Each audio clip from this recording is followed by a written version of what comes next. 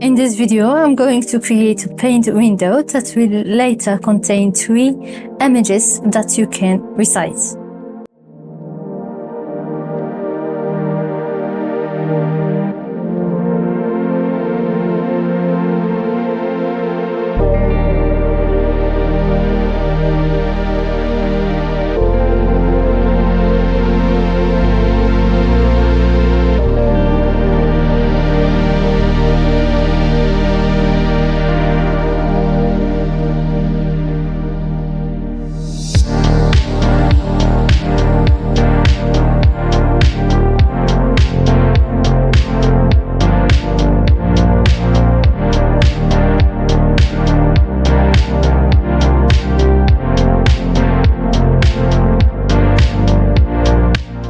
Message boxes are necessary elements for your code. If you want to know how to create them, you can check the suggested video. Thank you for watching and see you in the next video.